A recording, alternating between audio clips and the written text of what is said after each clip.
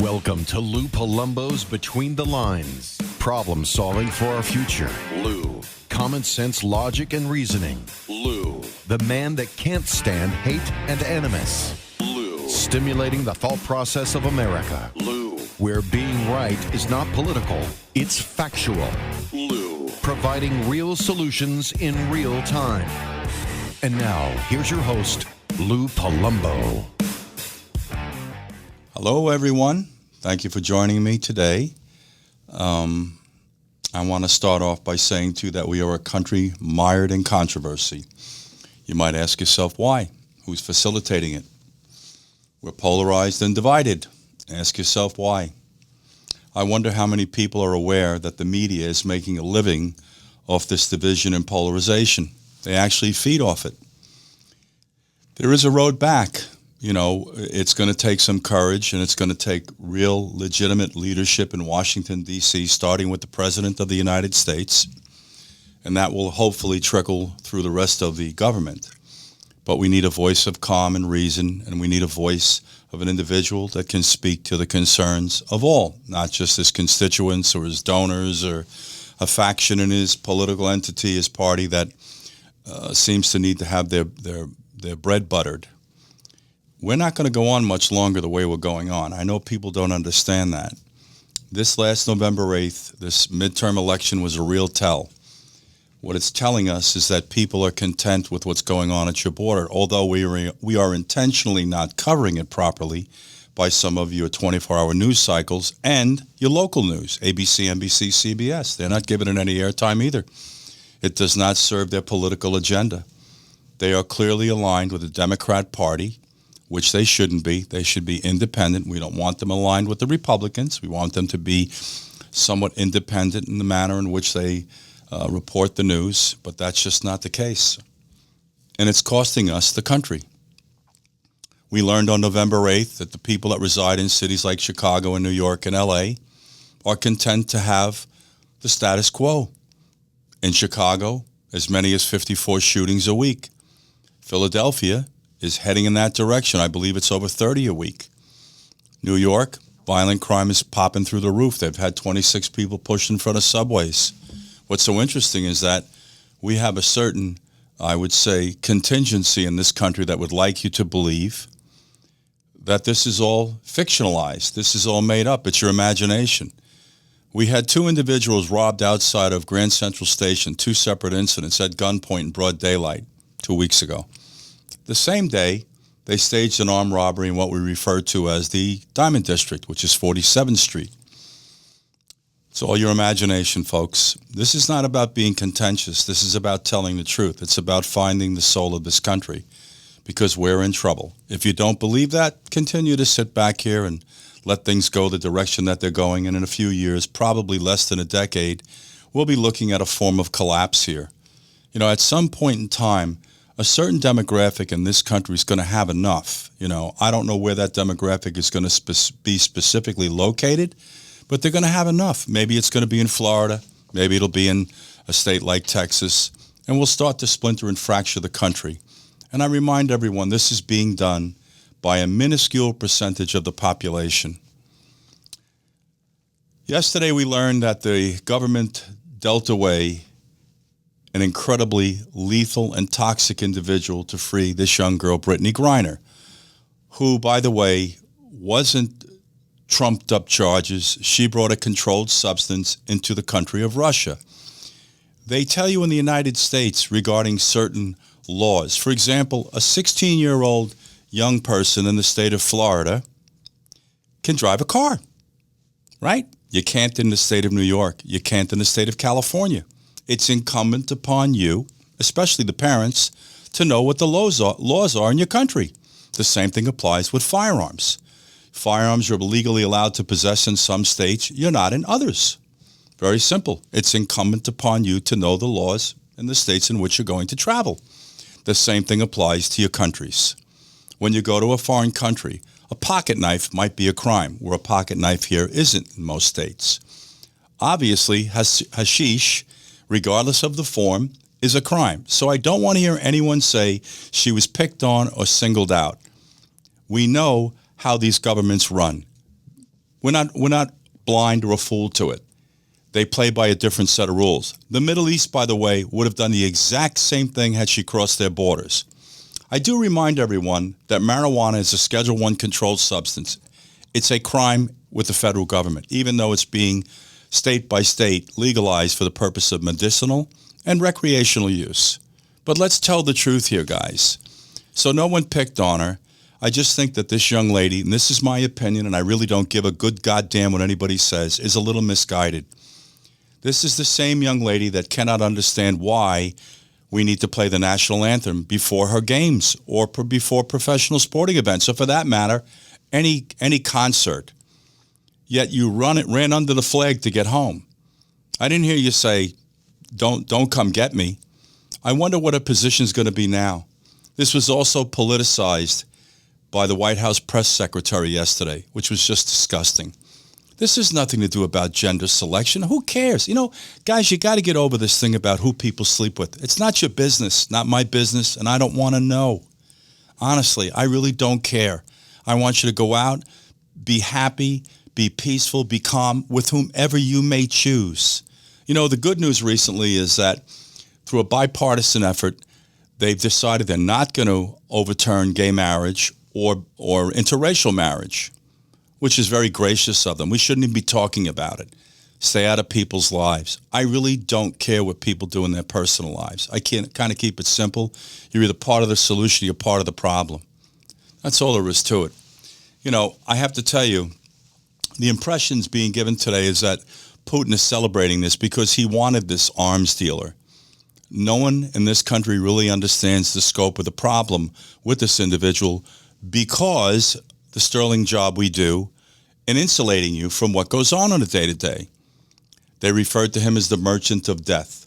He trafficked weapons to everybody, including drug cartels, I might note, who are using them to kill our agents. Putin wants this man because he needs help in the Ukraine. Put your thinking cap on, everyone. And I'm not anti-Democrat. Don't get the wrong idea. What I am is anti-lying or intentionally misleading, the public, which seems to be something we've mastered the art of. In any case, we'll take a quick break, and I'm going to bring a gentleman back today, Joseph M. Lenard. It's spelled Lenard. And something else that's might be worth mentioning, Kristen Sinema, please excuse me, Kristen Sinema from Arizona has left the Democratic Party, and she's decided to become an independent, which I give her a pat on the back for. I think we need more people that are independent. I just hope that lends itself that, there's no money being exchanged, which seems to be the problem with the government today. All of the special interest groups and the lobbyists and everybody who gets a career after politics as a result of like a little bit of a quid quo pro, we call it. We'll see what happens. We'll see how she votes. It also puts Joe Manchin in another rather interesting position. Hopefully he can be a voice of reason in the Democratic Party. So we'll be right back, guys. I'm going to bring you Mr. Lenard in a moment. Stay with us. Instacart, another interesting concept. You can go to your favorite grocery stores, sign on to their application without leaving your home, the comfort of your home. Just pick out the items you'd like. They'll assign a personal shopper for you and deliver them to the point that you would like them delivered to. Another great concept, very user-friendly, and I'll be honest, we use it also. It's very effective, and they're very, very good. They're very on point. So I want to continue on this little dialogue that we're having today. We'll see if it fits into the schedule, the editing. You have to take a real close look at what happened this November 8th. What it really lent itself to is people just haven't had enough of the crazy. If you think our foreign policies are good, entertaining Iran and nuclear energy or weaponry potentially, you're misguided. If you think the way we withdrew from Afghanistan was appropriate, you're grossly misguided. All I would tell you to do is fly over there and talk to a few of the women or the young girls. We set them back decades, maybe generations. If you think what's going on with the cost of gasoline, which is almost 60% above where it was when this president came into office, is okay, continue to vote in that direction. I was hoping that the American public would put their politics and their agenda aside and think about something that's of the utmost importance. That's the future of our young people. We're carving it out right now. This economy, this spending of $5 trillion, and I think they're hedging on spending some more, is why your inflation rate is so high.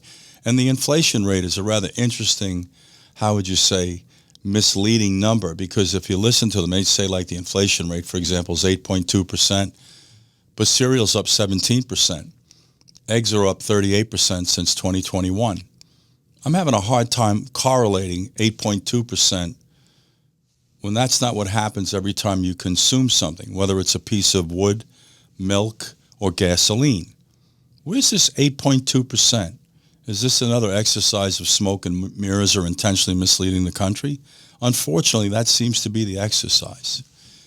So we're going to take a quick break again, and we're going to come back with this gentleman, Joseph M. Lenard, and we're going to, I think, further our discussion, because the last time we had him on, he wanted to go down this road of gun control, which is a really interesting discussion today, and one in which, once again, our political leaders and our media are not being forthright in explaining to you the scope of this problem and potential remedies. I remind you, the purpose of this podcast is not to sit here, pick at, ridicule, or defile anyone, but to speak to these topics intelligently and then tell you there's a solution to them. If anybody in Washington would like to sit down with me, I could explain it to you. It's not that difficult. These are not heavy lifts. They're exercises in courage, character, and conviction. 3 words that seem to have left the conversation. We'll be right back, guys. So let me tell you a little bit about Buzzsprout. Very interesting concept. Basically, it allows you to set up your own podcast. One of the most advantageous things about using Buzzsprout is it's user-friendly. So I encourage you highly, if your inclination is to create your own podcast, please look into Buzzsprout. And by the way, we use it. We're back, ladies and gentlemen, and we have a returning guest today, Joseph M. Lenard. It's not spelled L-E-O-N-A-R-D, it's L-E-N-A-R-D, and you must use the middle initial, of M if you want to find his book, Terror Strikes. Joseph was with us last week, and I did want to continue the conversation. I had to, unfortunately, shorten the conversation, but there were some issues that we want to address. One of them is gun control. So, Joseph, thank you for coming back. I love your banner. Oh, thank you. And I know that you had some thoughts on gun control. Yeah, and I'm curious to hear what you think about this issue. Yeah. Well, first, things are so serious. I like to interject humor when and where we can. So every time I see your name, and I don't know if you know this commercial, there's a life insurance guy called Lou. Have you heard the commercials? No, okay. It may be just regional to us, but they like to joke. There are 2 commercials. One that says, does your current trophy wife want more life insurance than your previous 2 mistakes?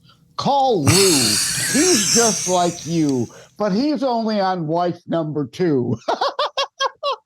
And also, there's another one that is a play on as we age, we need more meds. Call Lou. He's just like you. He's on meds too. I thought you'd get a kick. Let me help you with this one. I'm on one and I'm done. How's that one? But I waited a long time, Joseph, before I got married. I was actually 54 before I got married the first time. Oh, there are certain institutions in this country that I don't really embrace. Organized religion is one of them because I believe it polarizes us. The other is matrimony. It's a failed state, yet they continue to sell this to us. And I'm not opposed to matrimony, just the way that we've adopted it in this country. And unfortunately, every time the big people fail, the little people pay for it. So, but let's get into this whole gun control discussion now that you've done your little shtick of humor. Yeah. Well, Oregon. Well, we all seen New York pulling it. I think it was the Harper's case at the Supreme Court distinctly ruled we have a Second Amendment right to personal self-defense, and that includes carry. But then New York and now again Oregon, in violation of the direct intent of SCOTUS are passing new, just rewording of the same old BS they passed before that SCOTUS struck down to drag it out through liberal activist courts again, hoping they can enforce it for a while before it gets overturned at SCOTUS, or 2, 3, 4 years if the case ever gets back. An Oregon liberal activist court upheld their current gun control law in the strategy I'm talking about. Although, like last time we discussed, on average, when a shooting occurs where there is a citizen lawfully carrying a Second Amendment weapon, there are an average 2.4 deaths, whereas if you wait, it's an average of 14.4 deaths. So I guess Oregon and New York and other liberal states prefer a dozen more people get killed on average every shooting incident. You know what the real problem is, Joseph? Instead of speaking to this problem intelligently, responsibly, and in a productive manner, we just want to politicize it and once again intentionally mislead the public as to some rather interesting facts. One happens to be that the common denominator, and this is a very significant fact, to your mass shootings is mental health. And in my opinion, coupled with that, I'm starting to find out more and more frequently, is failed parenting. If you want to further the discussion about why we've stepped up this pattern, this phenomenon of these reoccurring shootings, maybe we should look at the video games that they're producing that our children are looking at. Maybe we should examine the genre of movie that has changed in the 70s, where we have action heroes and the resolution to injustice, right, is violence and overpowering through shooting people. I mean, we have to take responsibility. That's something that, I learned through life people are very reluctant to do. We don't like taking responsibility. This is a fixable problem. And I want to say something.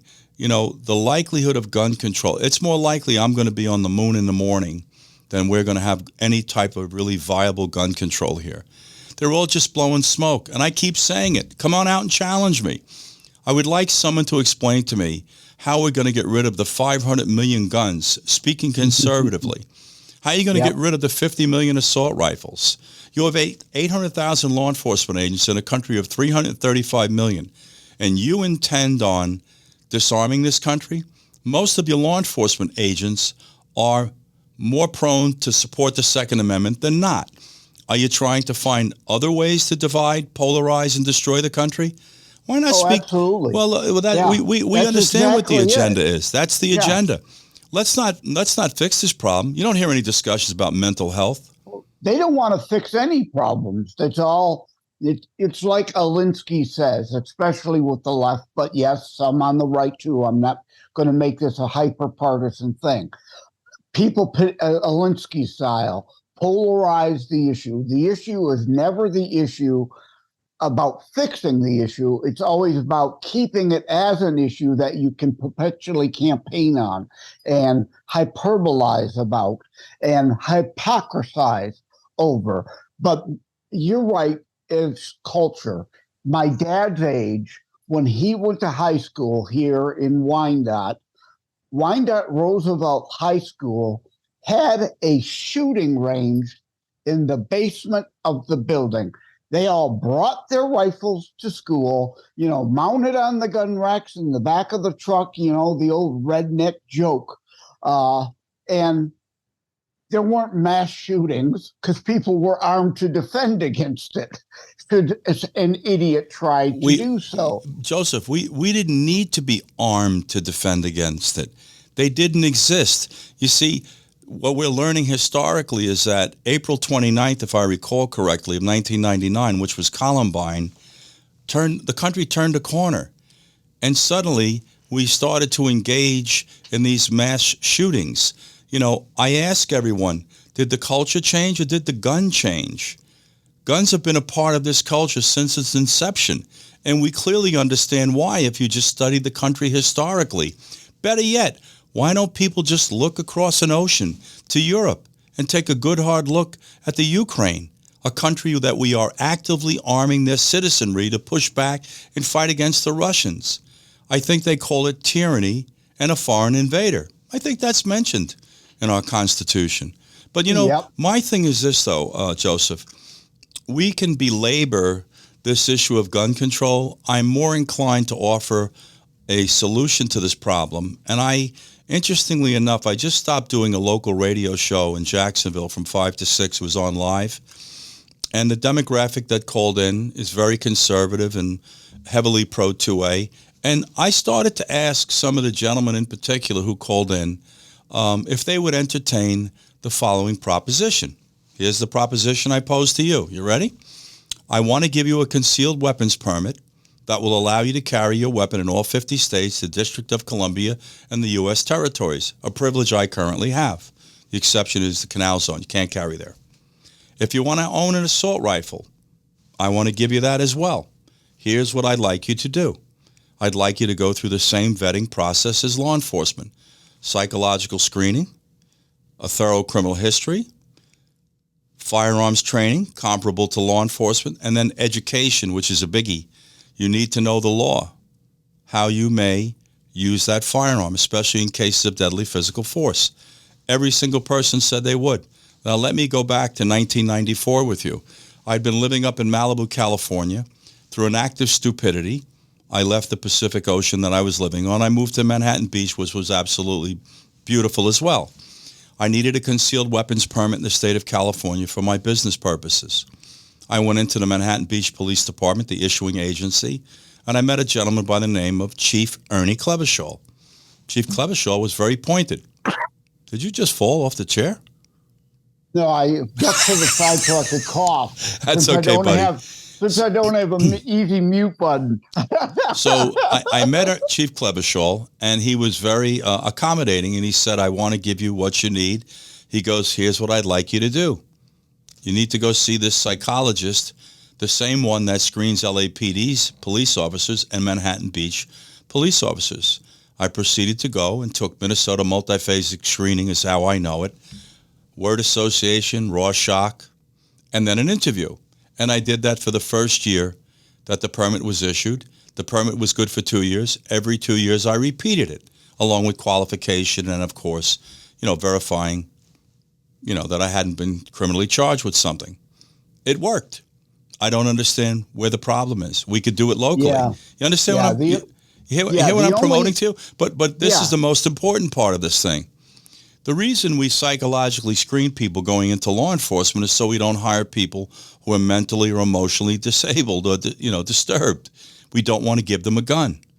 Very simple exercise. Now, this is just the beginning of this conversation because we have to make sure if you embark on a policy just as I've outlined, it doesn't discriminate against anyone. Oftentimes our policies do. We have to make sure that it's fair and it's all-inclusive, including our minorities. Everybody has to have a fair shot at this, is what it comes down to. But that's the beginning of a conversation to address the fact that people that are mentally ill and emotionally disturbed are getting guns on a regular basis and conducting these mass shootings. No conversation out of Washington, no conversation out of the media. We just want to continue to beat this dead horse and polarize the country and misinform the public and give them this false sense of security. I yield the floor. I give you two counterpoints, and you recognize one of the problems yourself. None of our laws are prosecuted equally. As George Orwell would say, if he's still alive today, and I quote Animal Farm in my book, Terror Strikes Coming Soon to a City Near You, talking about equality, today Animal Farm would be some animals get more equity or special rights than other animals. That would be today's modern twist on that. And the other is the equivalency. If you're not giving all those things at government expense, you're talking about the equivalence of a poll tax, which would be unconstitutional. And some might even argue, even if you're giving me those things free, you're requiring my time. My time is my money. Therefore, it's a poll tax. Whether that argument would hold up or not, I'm playing devil's advocate. You know what, Joseph? We're going to take a quick break. We're going to continue this conversation on gun control. It's a very, very important conversation in this country because what's going on in the country has people, I would say, alarmed, to put it to you politely. We're at the point you're nervous about sending your children to a movie theater, a shopping mall, or to school. We'll be right back, guys. Just stay with me. We're back, ladies and gentlemen, and I have with me Joseph M. Lenard. He has published a book that's been very well received, Terror Strikes. I would encourage you to look into it, pick up this book and read it. We've been having a conversation about gun control and, most importantly, from my perspective, how we can start to address it in an intelligent manner and target preventing mentally ill and emotionally disturbed people from acquiring firearms. By the way, I remind everyone the common denominator to these mass stabbings, by the way, there was one in Las Vegas on the Strip, 8 people, and the shootings is mental illness, and I also believe there's a parenting issue in this country, which we very rarely speak about, but we need to speak about more often. So I want to come back to this, Joseph, with you, and I understand concerns that we may have individuals that are not fair, or I would say are biased perhaps by politics in administering these tests. But as I mentioned to you, when I participated in this exercise, I went to the psychological counselor or psychologist that was employed by LAPD and the Manhattan Beach Police Department. So I would suspect that there are many credible, responsible individuals. It is not my recommendation that you pick somebody out of the phone book or that you patronize someone that you know going in is going to be, biased. There are many, many good psychologists and psychiatrists. I've had the good fortune of bumping into quite a few of them. Haven't not needed them, fortunately, but still early. But there is a mechanism that's available for listen, this is the most important thing. I'm trying to start a conversation about getting on the right track. That's really what this is about, because all we do is go in a circle, and the media feeds off it, and the elected officials feed off it, and we sow fear. And by the way, in case everyone isn't paying attention, gun sales are going through the roof. This is called opposite of the desired result. It's just that simple. But for whatever reason, the people in Washington and many people in the media live in a bubble. They don't live in the real world with you. And when they get nervous or afraid, they gate their homes or they hire knuckleheads like me. That's the prerogative that they have. I want to give you a final closing thought on this topic, and then I want to talk to you about Afghanistan, Joseph. All right. The botched withdrawal is a big cause of a lot of our problems right now. But the flaw in your thesis is, again, activism.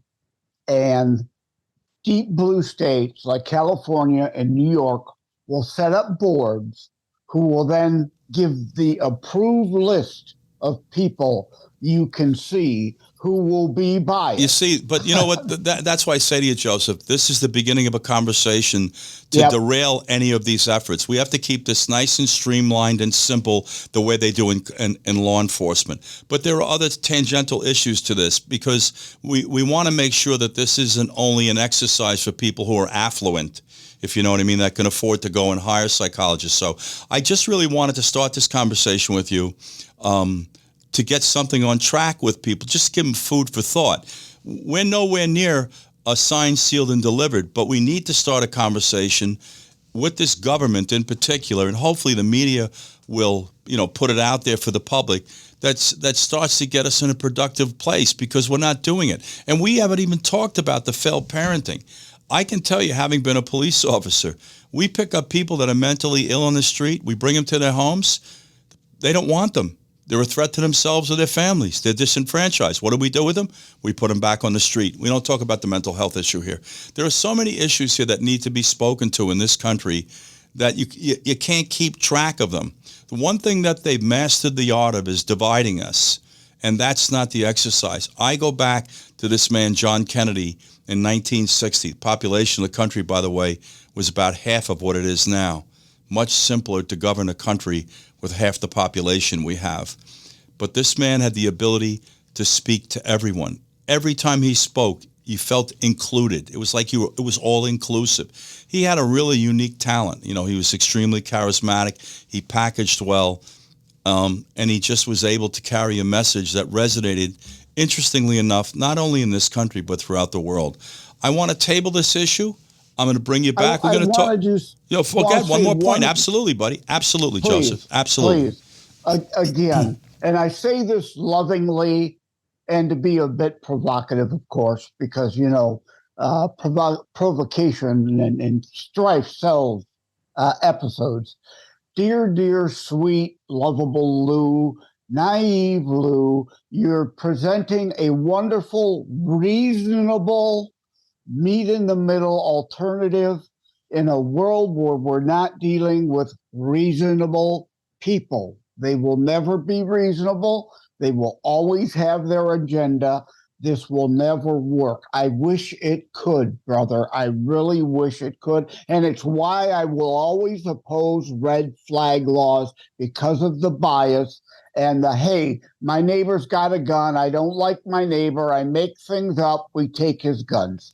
I understand the flaws that you're looking at, but I go back and say this too. That's why I say it's important for us to have leadership, someone who can speak to everyone. You know, we could go out and start to critique all of these elected presidents, starting with, say, you know, I could go back to Kennedy to start with, you know, to be very candid with you, and talk about their real, true leadership qualities and their ability to pull this country together or to galvanize the country.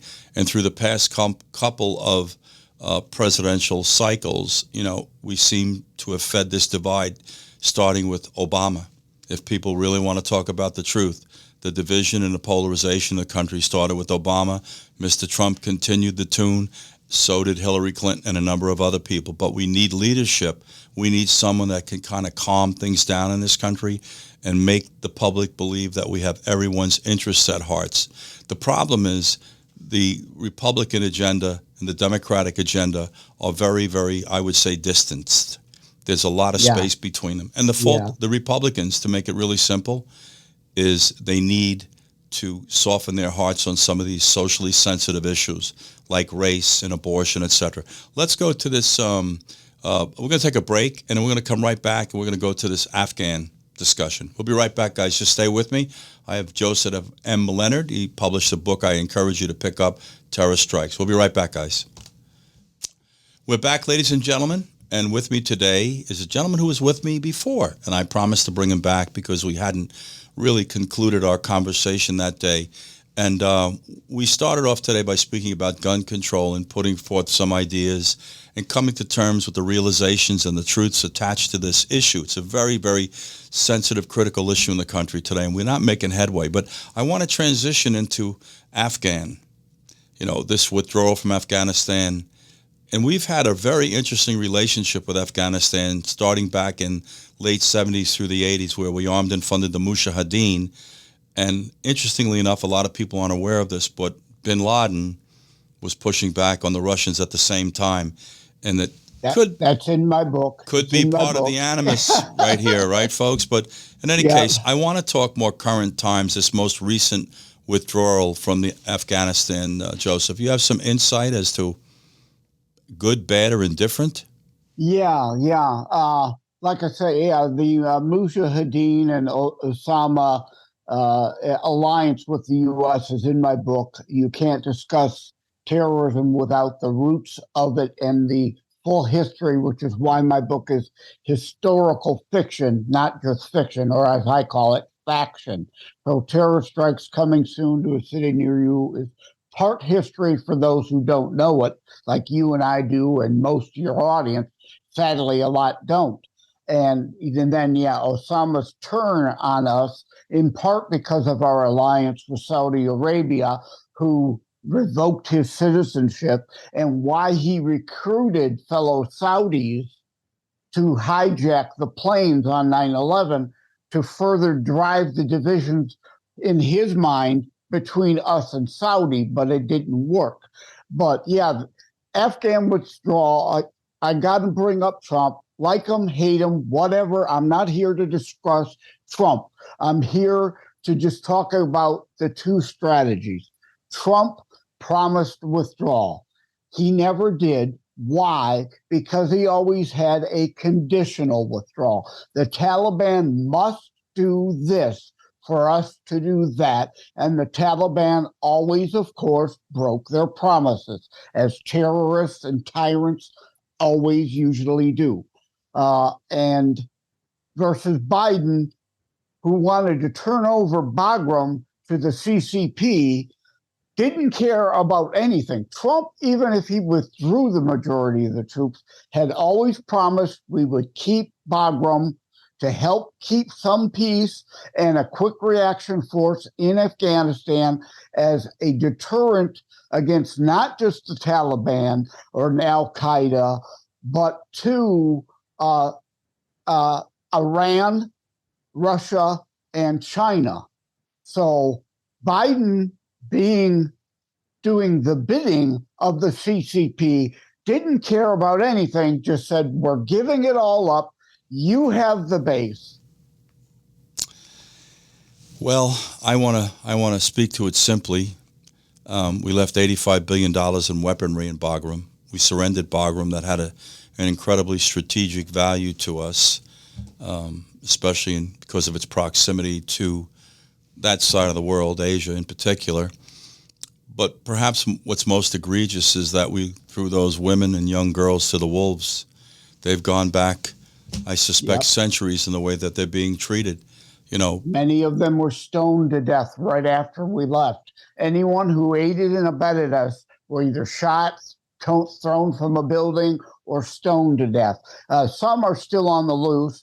There is, fortunately, since our government is worthless in not protecting our allies, our people we promised to protect and take care of and get them out of Afghanistan if need be, there are private organizations who are going into Afghanistan, former soldiers going in with arms secretively and pulling out Americans that are still there. There are still Americans behind enemy lines in Afghanistan, as well as our interpreter and other Kurdish, the Northern Alliance allies out of Afghanistan. Yeah, this episode, to say, was just shameful. There was a gentleman we've had on this show who spoke to this, as a matter of fact, Elliot Ackerman. Elliot was I believe he was a major or a captain in the Marine Corps, and he was in charge of a special ops element in Afghanistan. And he was actually on Fox yesterday, as a matter of fact. I saw the interview live. This was quite a debacle. But you know what's so interesting is we don't hesitate to mislead the public and lie on every single issue we possibly can. And you're starting to wonder, and I don't mean to insult the general public, but how stupid are we? You know, and I got to tell you, when I look at the November 8th results after this, this midterm cycle, I think a lot of us are out to lunch because for whatever reason we've endorsed almost every single policy that's counterproductive to the health or well-being of this country, including its foreign policies. There seems to have been no accountability for this withdrawal. You know, Elliot yesterday mentioned all of the people that we enlisted to act as our operatives, our interpreters, our intelligence gatherers, everyone, including the women who we promised educations and a new way of life. I'm just wondering how this president sleeps at night, to be honest with you. You know, I seldom say something derogatory about our political leaders because I just don't believe in it. But I have so little respect for Joe Biden, I almost can't believe I feel this way. He is immoral. He's disgusting.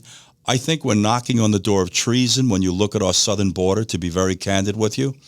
Absolutely. I keep telling everybody, about 6 weeks ago, your FBI director came out and said the southern border is a threat to your national security. Wasn't anybody's wake-up call. And now I'm looking at these bozo the clowns Republicans who now have control of the House of Representatives. I want to know what they're going to pursue here to get this back into alignment. And we have to have the courage to pursue these topics truthfully. This border, this foreign policy, this city, the way we're mismanaging our cities. But Joseph, you just witnessed it. They voted in this woman Bass in L.A. We have Hochul in New York. The only chance New York had was to elect a Republican governor to repeal bail reform to start with. because that's what's pigeonholing the state. Bail reform is not something exclusive to New York City. It's resonating throughout the state. Nassau County, which is a contiguous county to the city, populated with about 1.5 million people, same population as Philadelphia, its crime went up 38%. Now, granted, not a lot of it was quote-unquote violent crime. We've empowered the criminal element to just go in and steal whatever they want, operate with impunity. Yeah. They're reporting Suffolk County contiguous to Nassau, over 2 million people. Crime's up 40%. It's a state problem there. Their chance to turn the clock back, we didn't do it. What's interesting is that the Republicans ran the state except for the city of New York. The poor people in the city of New York, apparently they don't believe there's another option for them. You know, this is what's wrong with the country. This exercise not to go back to foreign policy, it's like everybody just glossed over it. I guess because it didn't impact you enough immediately, so to speak. You know, now the other part of this conversation with the process, the migration process of bringing the refugees from Afghanistan is we didn't vet them. I'm sure you heard that. Am I correct? Yep. Would you like to comment on that? Absolutely. Yeah, absolutely. That's an issue. And to follow up on what you're saying, I'm here in Michigan. We have the same thing with wretched Whitler being reelected. Crime is way up because she's soft on crime like all the other leftists. And, you know, inflation, she's driving jobs and businesses out of the state, and yet whines about tax revenue, wants to raise taxes, of course, which adds on top of the inflation, the erosion of our bank accounts and our IRAs, all those negative things. Yet the idiots of Michigan reelected the senior slayer. She killed thousands of Michiganians in senior homes, just like Cuomo, Wolf, and Newsom did. But they reelected her. You're not going to forget Pennsylvania on me, are you? Oh, no, I said Wolf. He's okay. Right? But I'm talking more about Fetterman. Oh, yeah. I mean, we're voting months out. Road and if you watch down. the debate, and this has nothing to do with anything other than fact, he opened up the debate saying goodnight to everyone. And it was clearly obvious he was incapable of processing any type of auditory information, and he also couldn't read it off the teleprompter. But the best thought we had in the state of Pennsylvania was to vote him in. Perhaps, and we need to go and examine this, did the majority of those votes that supported him come in prior to that debate? And I guarantee you they did, because they fought off that debate as long as possible. That's how disingenuous we are in this country. But, you know, if the Republicans had any cojones, they will immediately challenge his fitness to serve in the Senate. That's what they should do. They should challenge Biden's fitness to serve as president. They should impeach Mayorkas. And I have to tell you something. I'm not throwing this word treason around for fun. What's going on at this border is treasonous. It's a threat to our national security. They keep reporting about the fentanyl problem in this country, not to mention methamphetamines and cocaine. They're saying 100,000 people have died from fentanyl overdoses. Why isn't the federal government concerned about this? Why are they pushing back on their own elected officials who are Democrats? This is disgusting and inexcusable. We're going to take a quick break, guys, and we're going to come back to Joseph in a moment. We're going to continue this conversation, and hopefully you'll find it interesting. We'll be right back.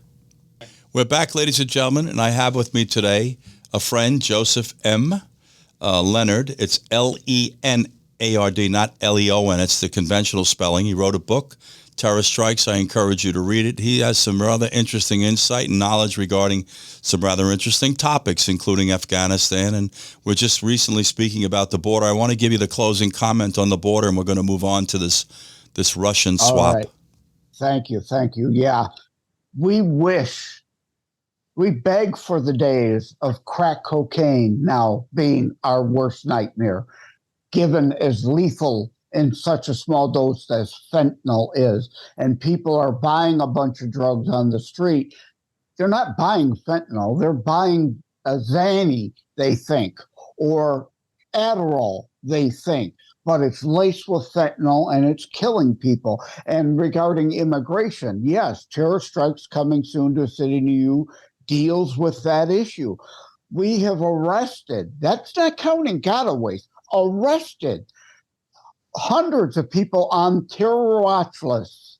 How many got away that are known terrorists and are here in our country. More than 200 nations, people have flown over the border. This is not about Mexicans wanting to pick grapes. I say this to you, Joseph, and I want to close on this note, which is going to starch a lot of people's underwear. You know, they make reference to losing operational control of our border, which I have no reason to question the veracity of some of the elected officials there and the law enforcement officials. This issue at the border is one that's very easily solved with the drug cartels. Our intelligence today, our technology is so advanced that we could surgically and tactically strike the drug cartels. We know what you're eating for breakfast in this country every day, ladies and gentlemen. Make no bones about it. Anytime we want to plug into what you're doing in your day, please trust me, we can do it. We are pigeonholed with this technology. We need to surgically start to drone strike the cartels. Now, I know I just opened up a big can of worms because, you know, it's going to be in Mexico. We're at the point here. You're either going or throwing. You know, we're either going to come in and address this problem or we're not. We're going to take a stand or we're not. We're letting these lunatics in Mexico, these drug cartels, control the destiny of this country, and that's just simply inexcusable. Yeah, I want to go to this other topic with you. They are killing millions of Americans. 100,000 alone due to fentanyl. Do you remember the movie Clancy novel turned movie, Clear and Present Danger? Absolutely. That's exactly what we need. Declare the cartels terrorist organizations and surgically take them out. And I don't give a darn what anybody in Mexico has to say about it. I just want to say this in closing on this topic. You know, the fish stinks from the head down. This is the most shameful president we've had in the history of this country, based on my opinion and my understanding historically and in my lifetime. I don't know how this man sleeps at night. He just must be morally bankrupt. I don't know what else to say. It's just, this is disgusting at all. And it isn't just him, but he's the head of the fish. It's incumbent upon him to straighten this problem out with some straight, truthful talk. Obviously, he's so unplugged, he doesn't understand the scope of the problems in this country today. I want to talk to you about this Russian swap. I'm sure you have something interesting to say. Oh, yeah. Oh, yeah. It's not me saying this. I wrote the definitive book of our times about terrorism. Not me saying it, others say that. Okay? You know, and what did we just do? Trade the merchant of death, one of the planet's biggest terrorist arms dealers on the planet, for a nobody WNBA player, and left Paul Whelan, who's a Michigan native, still there to rot. And don't give me this crap, John Crean, John Pierre, loon idiot who's not qualified for her job, and just reading the latest spin that it was her or nobody. Then I'd say nobody.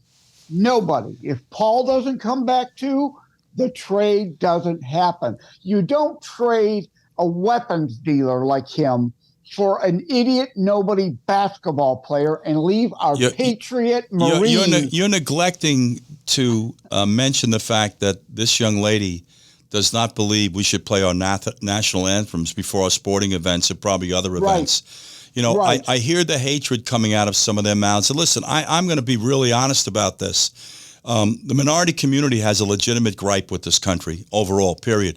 This is not how you fix it. I can show you how to fix it. Going to cost you money and bodies, but I can take you on a path to fix it. And it's not going to happen overnight the same way this problem didn't happen overnight. But this is the same young lady who basically, for all intents and purposes, denounced the country. You don't think our national anthem is significant before our major events? If you're that unhappy here, folks, and I don't care who you are, find someplace better to live. Yeah. It's under this very flag that you get to flap your mouth. Try speaking that way in some other countries like Russia, and they'll put you away. And I said this earlier today. They keep saying how this whole thing was trumped up. This wasn't trumped up. You brought a controlled substance into Russia. You should have known what you were allowed to do there or not. It's that simple.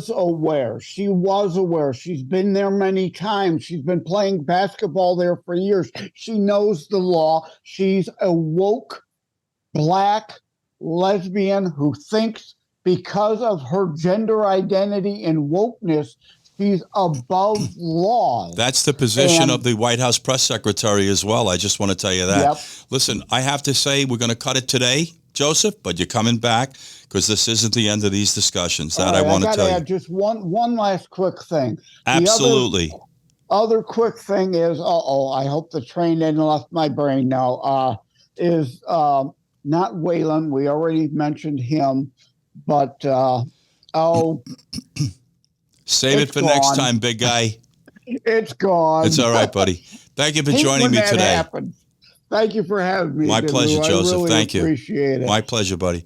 Terror Strikes by Joseph M. Lenard. Lenard. Lenard. Thank you, buddy. We'll see you next time. Take care. God bless. We're going to take a quick break, guys. We'll be right back. Thank you. We're back, ladies and gentlemen, and I have a young lady, Candace, from Detroit. She's asking via email, Lou, you keep saying what a great president JFK was. So here's my question. If you gave JFK the Oval Office right now, how could he fix this shitstorm we're in as a country? How could anyone, for that matter? The attributes that I keep making reference to with John Fitzgerald Kennedy was his ability to speak to all people. It was like an all-inclusive discussion. I have to be candid with you. There were simpler times with hurdles that weren't as great as this one. I don't believe John Kennedy would have ever allowed the Democratic Party to become as unhinged as they are. You know, they just simply are. They're fractionalized and they're broken. The Republicans have problems too, by the way. But there's these little divisions, these subdivisions in the Democrat Party that are hindering them. I think this man would have spoken to the country as he did during the Cuban Missile Crisis and the Bay of Pigs invasion and any number of other issues, the United States steel strike, and brought the country together. What we have that we didn't have then was an agenda. John Kennedy's agenda was America, not the Democrat agenda, which is what's going on right now, not the progressive agenda, which is what's going on right now. This wasn't an agenda of some form of reparation, which is how people are rationalizing, allowing individuals in groups to simply, rampage through your city, stealing everything that isn't nailed down. John Kennedy was an anomaly. It's why so many leaders after him, including Bill Clinton, wanted to model himself after President Kennedy. And one way he did. We won't get into that today, though. But the reality of the situation is this guy had some unique talents. And really what we need to do, I hate to say it, is calm the jungle. And this is a man that could have done that because his rhetoric would have been spot on. That's just the way he was. He was a highly intelligent, highly evolved, articulate, clear-thinking individual that understood America. He came from a lot of privilege also, which is the irony here. I watched this man grow into this job. We all did. He took head-on some very difficult topics. He took head-on Nikita Khrushchev, who I think thought John Kennedy was a lightweight. And I think John Kennedy proved in short order that he wasn't. Just take a look and study the Bay of Pigs invasion. And I do know we negotiated there and we gave away a missile base, I understand, in Turkey. That's sometimes what it's about. You just have to ask yourself at the end of the day, how strategic was that missile base? And how important was it to us to avert a nuclear exchange, which we were on the cusp of? You can't even compare these leaders today to this man. Maybe that's why he's gone. I talk to a lot of people about this assassination and people that have been places. I know where they've been. That's all I'm going to say to you. From law enforcement, organized crime. I have my own opinions about his assassination. This man became too powerful. When you can influence and lead and govern in the manner in which he did, you just become too powerful and you become a threat to others. And that's a little bit about what happened here. I'm not going to impugn our CIA or impugn or I would say that the mafia was involved in his demise because I only want to talk about things we can prove. In the law, it's very interesting. It's not what you know, it's what you can prove. And that's why I want to be responsible in this discussion. But when you talk about leaders, anyone that I would say missed John Kennedy's administration, you missed a true leader. And he was a Democrat, and he was brilliant in every capacity. I know all about his personal life. I'm not interested. Just like I'm not interested in Bill Clinton's personal life or anybody's personal life. It's one thing we need to do in this country is stay in your lane. It's nobody's business. And there were other influences of discussions regarding John Kennedy, but he was the goods. And I think we wouldn't be living today what we are if he were around. And shame on this administration. That's it, ladies and gentlemen. This has been Between the Lines. I encourage you to communicate with us at betweenthelines.tv. And I want to remind you of something. Shortly after the first of the year, we're going to try to go live with this show, which will allow you the ability to call in, ask questions live, and we can have a real good exchange. And that's really what I'm looking forward to. As you can tell, my voice is a little squirrely, and we're trying to work through that as well. I have a little nasal drip. In any case, guys, I didn't mean to bother you with that little bit of information, but that's what's going on with me. In any case, we'll see you next week, and thank you for joining us.